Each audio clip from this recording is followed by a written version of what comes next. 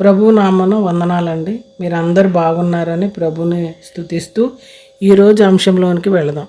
యాకోబు 5వ అధ్యాయం 7 నుండి 11 వరకు ఉన్న సందర్భం గురించి మాట్లాడుకుందాం. ఒక వ్యవసాయకుడు భూమిని సిద్ధపరచడానికి, నేలను సేద్యపరచడానికి వర్షం కోసం ఎదురు చూస్తాడు. వర్షం వచ్చినప్పుడు పొలాన్ని దున్ని విత్తనాలు చల్లుతాడు. పంట చేతికి వచ్చే వరకు కష్టమైన నష్టమైన చివరి వరకు ఓపికతో ఎదురు చూస్తాడు. ఆ వ్యవసాయకుడు ఎలాగైతే పంట కోసం ఓపికతో ఎదురు చూస్తాడో అలాగే ప్రభు రాకడ సమీపిస్తున్నది కనుక మనం కూడా ఓపిక కలిగి ఉండాలి.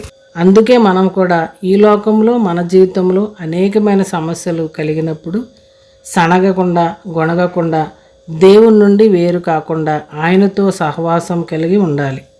ఎలాగైతే అనేక మంది ప్రవక్తలు అనేకమైన కష్టాలు సహించి దేవునితో నడిచారో ఒక యోబు లాంటి సహనము, అపోస్తుల వంటి సహనము మనం కూడా కలిగి ప్రభు రాకడ వరకు ఓపికతో ఎదురు చూడాలి.